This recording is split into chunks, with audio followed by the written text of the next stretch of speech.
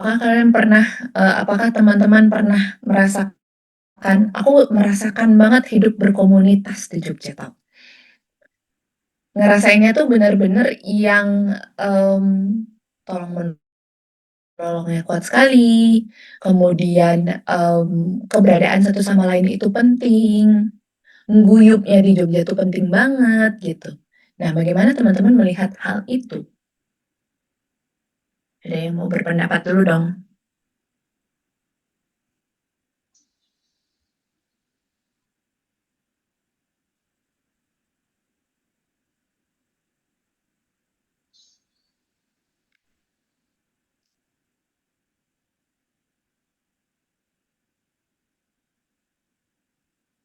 Boleh, Mis.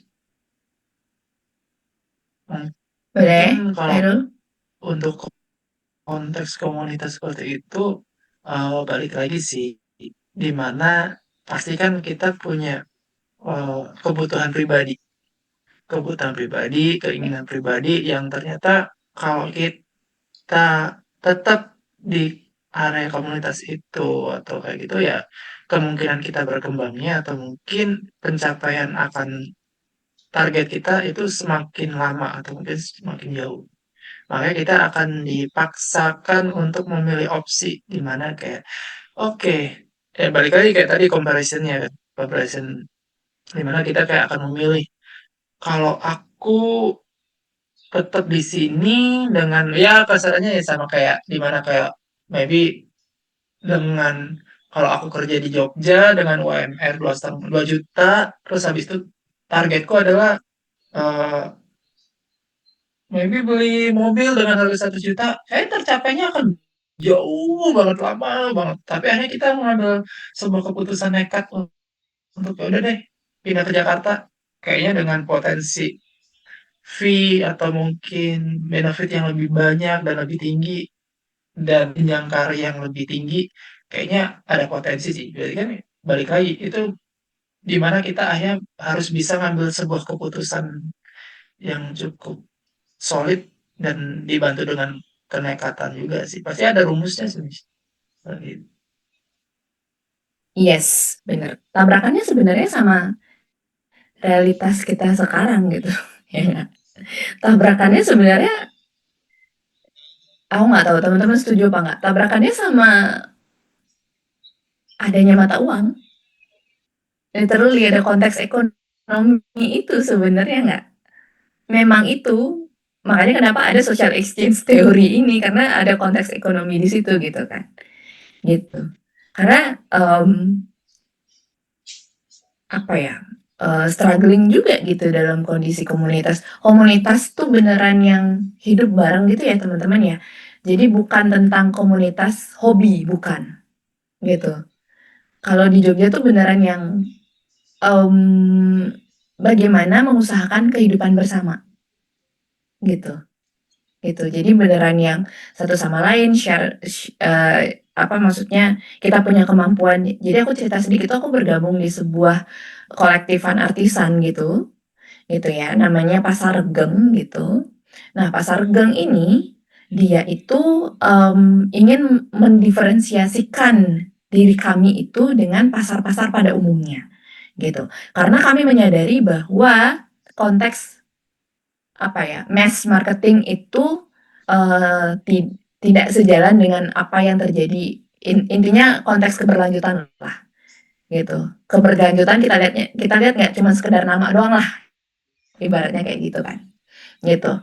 Nah, Pasar Regeng ini adalah kumpulan artisan-artisan di Jogja yang, nggak setiap bulan sih, jadi beberapa bulan sekali kami bikin pasar di mana produk-produknya beneran produk-produk yang dihasilkan oleh artisan-artisan ini gitu, gitu.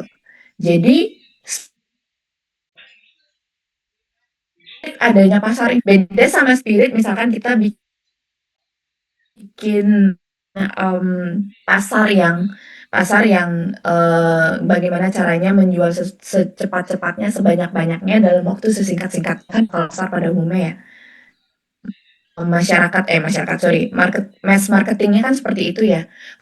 Produk harus kejual banyak, target apa segala macam kan seperti itu. Nah, Di Jogja beda banget spiritnya, nggak ada yang beli itu nggak apa-apa. Nggak ada yang beli itu nggak apa-apa di pasar ini tuh gitu, tapi kita bisa bertukar value-nya, bisa bertukar pemahamannya dan segala macam. Nah di Jogja bisa hidup begitu gitu, karena apa ya, gayengnya, rembuk apa, ramenya dan saling penguatan satu sama lainnya bisa kita mengeliminasi apa ya, mungkin kita cost-nya banyak kemudian di situ ya, tapi tertutup dengan bagaimana kita bisa, memaknai hidup yang berbeda gitu. Tapi aku juga di sini jadi hal yang, wow ada dunia lain nih di sini karena aku melihat, bagaimana aku hidup di sini dan bagaimana aku hidup di Jogja karena aku masih tiap bulan bolak-balik Jakarta Jogja gitu kan. Itu jadi apa ya, jadi pengetahuan baru buat aku gitu loh. Jadi kayak, wow ternyata orang berpikirnya seperti ini ya, oh ternyata di Jogja kekurangannya seperti ini. Jadi aku menarik diri dari fenomena itu dulu gitu. Gitu. Jadi bagaimana social exchange theory itu ada karena, akhirnya oh ya, yang pasti yang kita percayai satu adalah memang pertukaran ekonomi itu pasti, gitu. Tapi hubungan itu diibaratkan sebagai pertukaran ekonomi itu sendiri kayak gitu kan, gitu.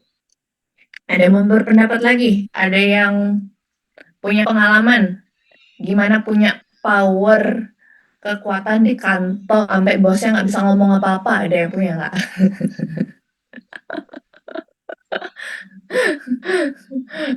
Ada yang punya kayak, "Gue bisa ini, bisa itu, naikin ya gaji gue," gitu.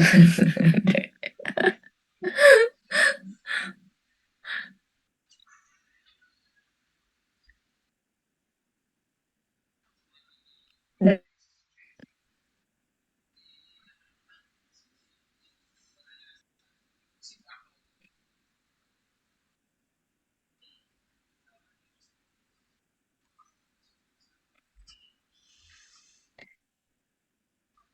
dari URT, kemudian kita menuju ke SPT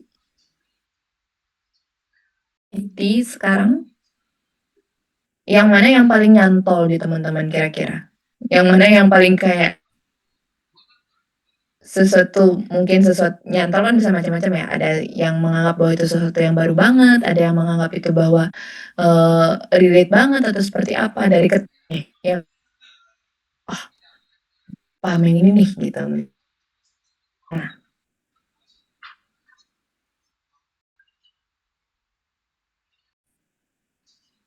kalau Kak Nadia yang mana yang paling nyantol, Kak? Yang kemarin sih Mas yang saya presentasi sama Kani. Karena dipresentasiin ya. Nah, karena belajar dulu. Kenapa nyantol yang itu karena selain karena emang belajar duluan? Karena sebelumnya pas materi sama Kanita seleksi teori mana yang menurut kita paling mudah aja sih Miss. Dan ternyata beneran paling mudah nggak? Ya lumayan bisa lebih mudah dipahami Miss. Lebih mudah dipahami. Social penetration ya minggu lalu ya. Kak Elza yang mana yang paling nyantol? Oh ya, Kak Elza bener. Kalau aku kedengeran deh. Kedengeran. Oke, mungkin kalau dari aku yang seru exchange ini kali ya, karena balik lagi tadi yang sempat Kak Talita sebutin bahwa saat ini tuh orang tuh selalu jaga boundaries sehingga genuine connection itu tuh hilang karena kita tuh terlalu memperhitungkan cost yang kita keluarkan untuk maintaining any kind of relationship, either itu friendship atau relationship. Terus aku jadi ngerasa dan jadi kayak flashback waktu aku wisuda di situ aku ngerasa apa ya terharu banget karena aku tuh nggak expect bahwa sahabat-sahabatku yang kayak kita udah sahabatan selama 7 tahun ternyata effort itu untuk surprise aku waktu wisuda dengan mereka dress up dengan menyesuaikan warna kebaya aku, padahal aku nggak ngomong ke mereka warna kebaya aku itu apa, mereka match itu mereka bikin buket isinya buku-buku yang udah jadi wishlist dari lama tanpa pengetahuan aku, dan menurutku itu effort yang mahal karena di zaman kayak sekarang ini tuh kayak mungkin udah jarang ya kejadian itu tuh kita witness di di real life gitu. Jadi menurut aku yang paling yang social attention. Oke. Kok bisa tahu warna kebayanya berarti teman-temannya? Nah, jadi waktu itu tuh sempat nggak sengaja aku tuh fotoin tadi kayak semacam rok yang udah aku buat ke salah satu teman aku, tapi aku gak nyangka mereka tuh senotis itu. Jadi pada saat mereka datang rombongan dengan pakaian warna yang sama, dan itu mereka juga datang dari luar juga, itu mereka kayak oh my god thank you gitu. Dan most of them itu cuma satu yang cewek, jadi kayak cowok-cowoknya se-effort itu memperhatikan warna kebaya aku. Itu sih menurut aku, karena biasanya orang itu kayak cuek gitu kan ya gitu. Iya, itu cost-nya bukan main loh Kak berarti kan? Ya kan? Cost yang dikeluarin tuh bukan main loh. Cost sama dengan effort kan soalnya gitu. Untuk sekedar memperhatikan detail kamu, untuk sampai ketemu pada titik hal yang nggak pernah kita bayangin orang ngelakuin hal itu gitu kan. Nah itu cost-nya beneran yang se-effort itu. Kemudian gimana nih akhirnya konteks imbalannya Kak Elza ke teman-teman gitu kan kemudian habis itu. Nah berarti rumusnya CL-nya kemungkinan atau CL out-nya kan paling karena konteksnya sangat menguntungkan gitu ya hubungan ini tuh. Jadi bertahannya juga makin lama kan sekarang. Apalagi Elza bilang udah 7 tahun temenan dan segala macam gitu. Itu pertukarannya berarti balance jatuhnya. Gitu. Harusnya gitu ya Kak Elza ya. Gitu. Oke, thank you Kak Elza sharing cerita tentang wisudanya gitu ya. Kak Shirley, nempel yang mana Kak? Sama Miss, kalau aku juga lebih nempel yang ini sih karena kayak emang sangat relate sama kehidupan kita sekarang gitu. Semuanya diperhitungkan gitu ya. Betul, Miss. Pengorbanan apa yang paling Kak Shirley rasa kayak dalam hidup gue berkorbannya bukan main nih gitu? Kalau dari akunya, Ya, dari kamu ya. waktu itu kan sebelum aku pindah ke Padang kan kemarin ini aku sempat di Depok lama. Terus aku pindah ke Padang sekarang itu aku kayak nyiapin hadiah-hadiah kecil gitu buat teman-teman aku. Padahal aku sebenarnya kayak orang yang nggak suka nyiapin hal kecil gitu loh, Miss. Jadi aku nyiapin hadiah-hadiah kecil-kecil yang kayak di request itu. Apa yang bikin Kak Shirley mau melakukan itu?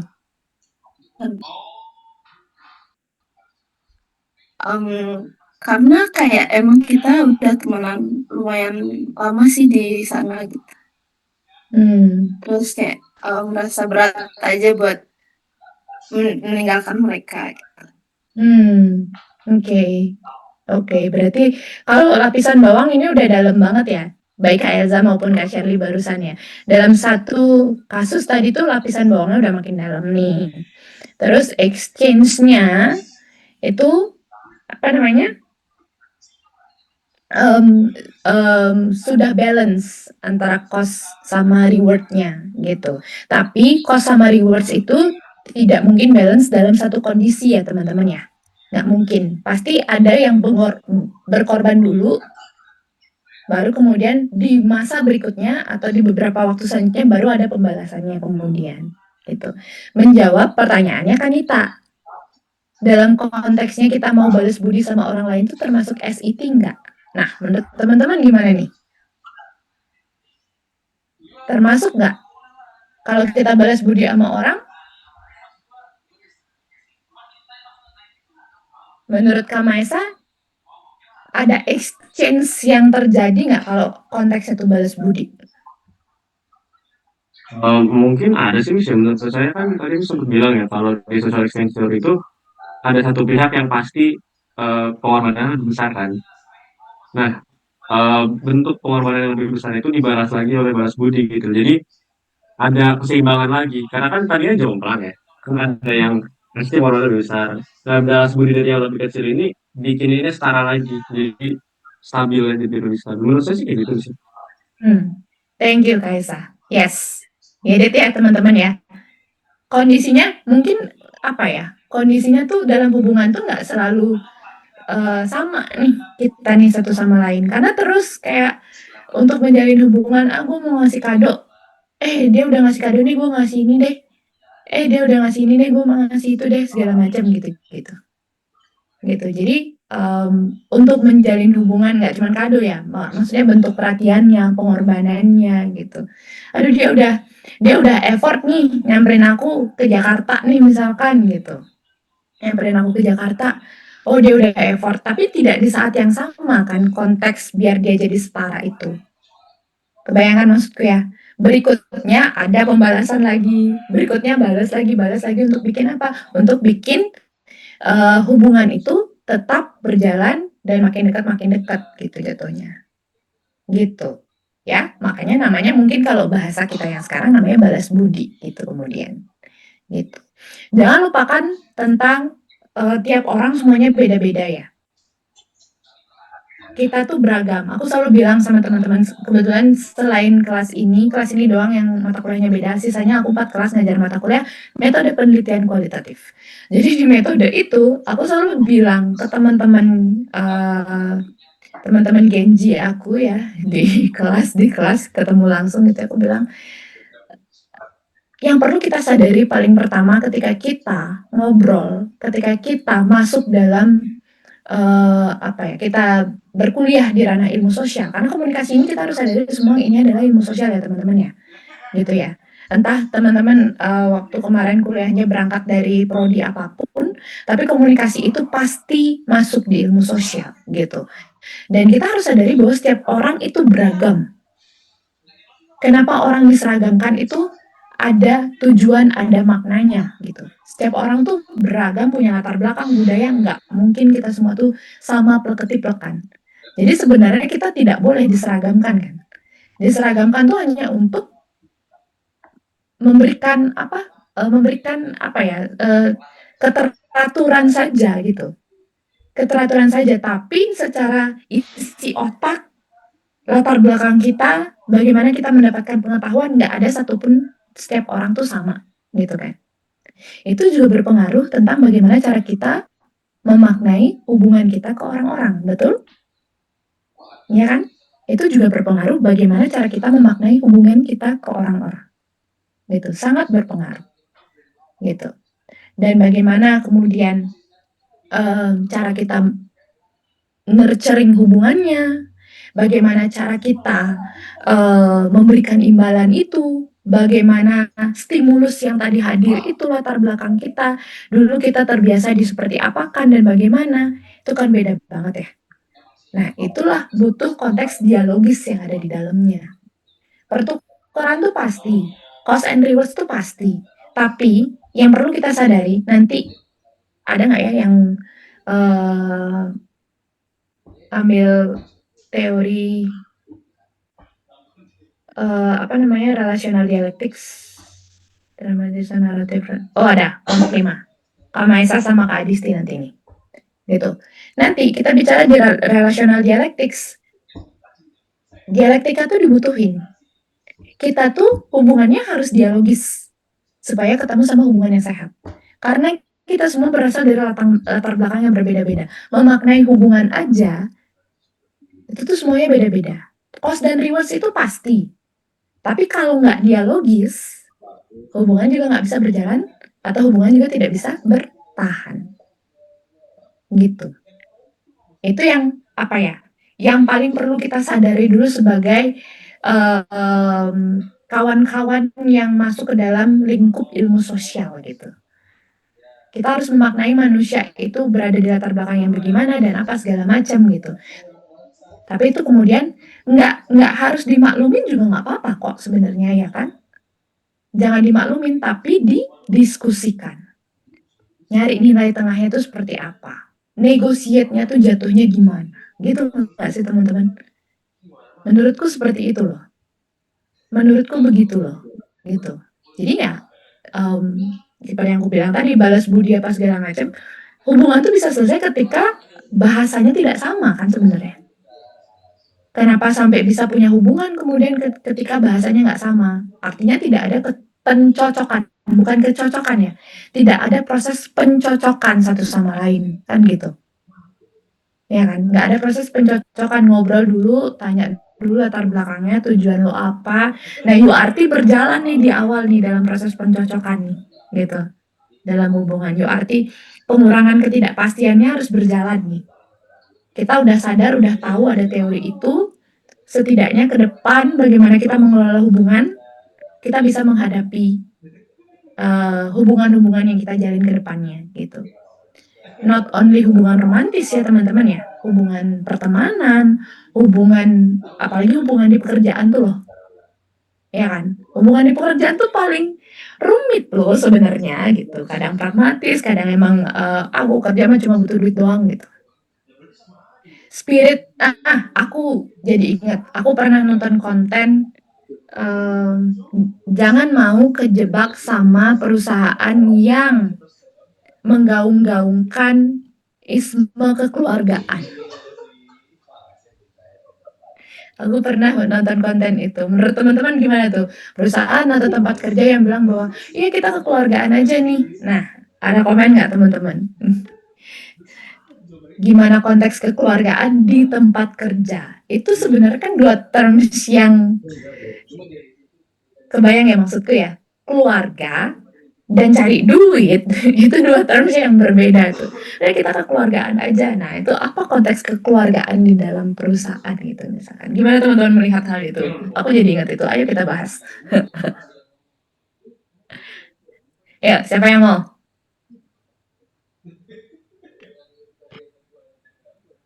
Red flag, Miss. Red flag, kata-kata Lita. Gimana tuh red flagnya? Iya, soalnya kalau misalnya dari konteks social exchange sendiri gitu ya, tergantung siapa yang ngomong.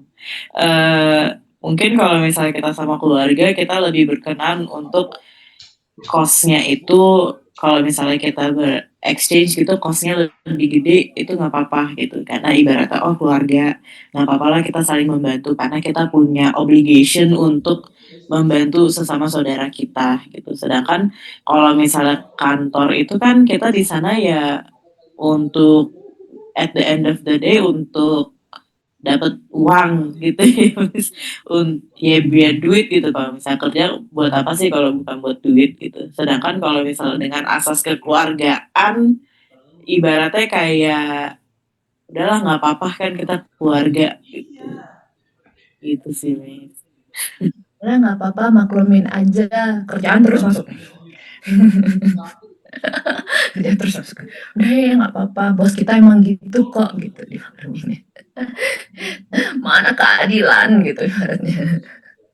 Ada pendapat lain mungkin atau malah ada yang bilang bahwa oke mungkin konteks kekeluargaan itu berarti diartikan menghadirkan lingkungan kerja yang aman gitu misalkan. Misalkan konteks kekeluargaan itu katanya. Gitu. Gimana teman-teman? Ada yang lain yang mau nanggepin?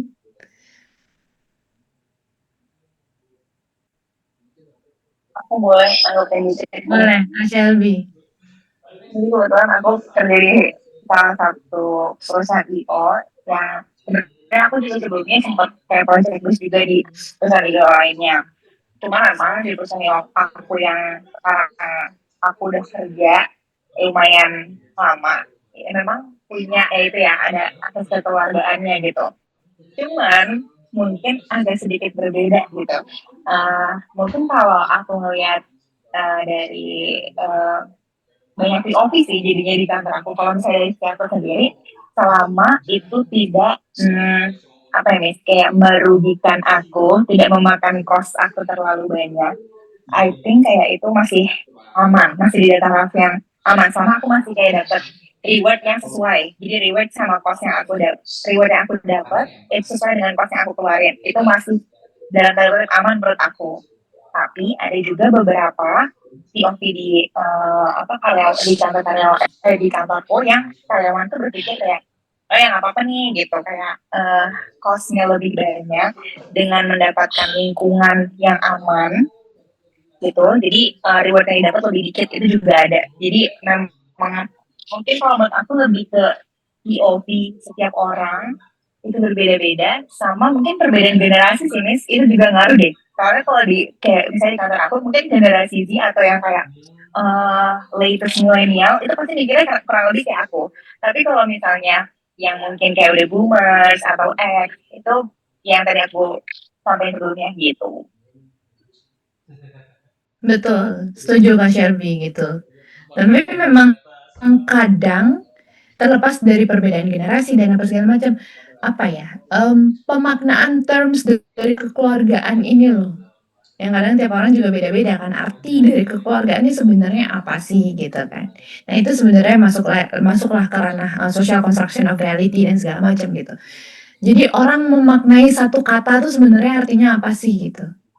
Bisa jadi pengalaman Kak Thalita langsung kata yang keluar pertama adalah red flag karena memang pemaknaan dari kekeluargaan itu sendiri itu yang tidak seperti yang kita bayangkan gitu dalam konsep keluarga itu seperti apa gitu misalkan, gitu kan. Atau kemudian ada yang memang cost dan rewards gitu kayak ya udah nggak apa-apa memang, dan mungkin ngerasa masih junior, kadang gitu kan, yang orang-orang yang masih ngerasa kayak, "Oh gue baru masuk, gue baru magang, mau cari pengalaman dulu deh." Gitu, karena memang belum tahu value-nya dia belum bisa mendapatkan itu gitu loh. Value dari diri kita tuh yang paling menurutku kayak paling bisa bikin kita melihat cost dan reward secara bijaksana. Gitu ya, kalau kita punya value dan kita punya apa ya, titik pemahaman yang oke, cost dan rewards-nya kita bisa lihat secara bijaksana gitu loh maksudnya. Gitu. Jadi beneran yang tidak pasti akan ada momen merugikan ketika orang cost-nya lebih banyak gitu ya. Tapi tidak sampai membuat hubungan itu selesai atau keluar gitu. Jadi pemaknaan itu. Generasi juga ngaruh gitu misalkan. Generasi ya itu tadi aku bilang bahwa setiap orang beda-beda, pemaknaannya juga beda-beda, kondisinya beda-beda. Itu yang perlu teman-teman sadari. Karena apa? Ketika teman-teman menjelaskan sesuatu nanti ini skripsi ya bahkan ya, teman-teman harus menjelaskan konteks itu. Gitu. Gitu. Teman-teman harus menjelaskan konteks. Di ilmu sosial konteks itu paling penting. Kenapa pakai teorinya Thibault and Kelly? Konteksnya apa? Artinya apa? Gitu. Karena ilmu sosial tidak ada yang benar dan tidak ada yang salah. Untuk bikin kita semua tidak mudah dibantah, kita harus menjelaskan sejelas-jelasnya. Gitu.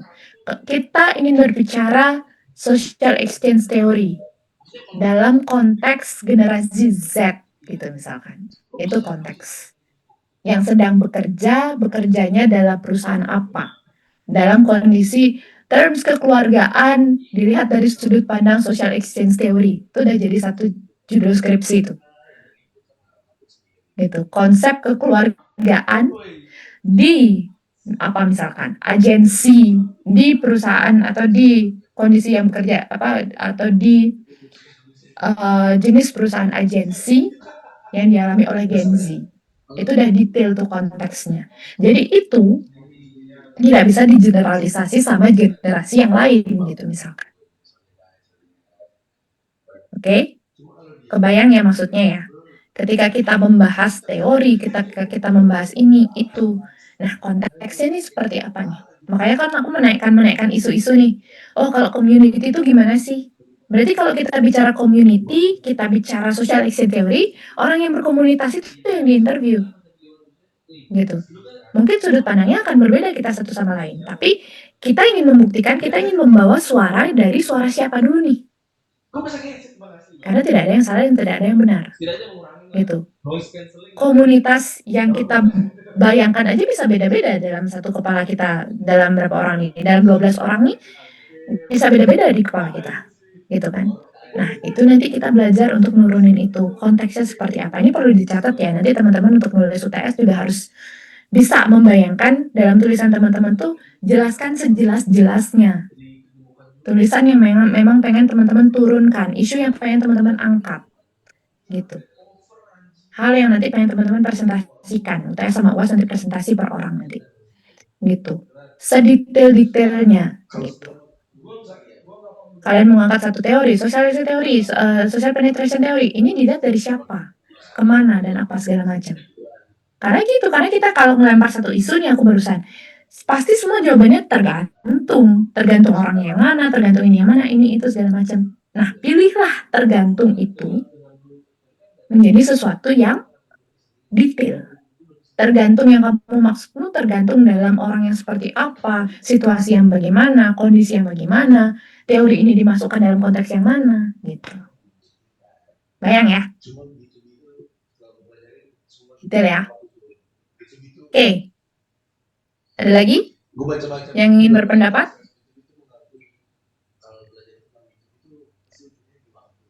Minggu depan libur deh. 2 minggu lagi ada nggak yang presentasi? Aku lupa. Nanti aku kabarin kalau misalkan ternyata kita bisa ngerapel 2 pertemuan dalam 1 kali, berarti yang presentasi ada 2 dan kita bahas 2 teori sekalian ya. Itu ya. Oke. Jika tidak ada, seperti biasa pembahasannya selalu seru. Terima kasih presentasinya, clear dan detail banget. Mudah-mudahan nanti untuk selanjutnya kita bisa dapat pertukaran pengetahuan yang detail kayak gini juga ya. Jadi teman-teman udah bisa ngebayangin nih terms-terms yang dipakai sama SET itu apa aja, social penetration itu apa aja, URT itu apa aja, besok lagi dialectics itu apa aja, dialognya ada macam-macam lah nanti kayak gitu. Kenali konsep-konsep itu, jadi teman-teman bisa naruhnya nanti di sebelah mana-mana gitu. Thank you, udah detail Kak Iro, Kak Rizky, terima kasih banyak untuk obrolannya, untuk penampilannya malam hari ini gitu ya. Kita ketemu mungkin 2 minggu lagi, nanti aku kabarin lagi. Itu saja teman-teman, sampai ketemu lagi, kelasnya aku tutup ya. Thank you ya semuanya ya. Sehat-sehat ya semuanya. Terima kasih. Thank you.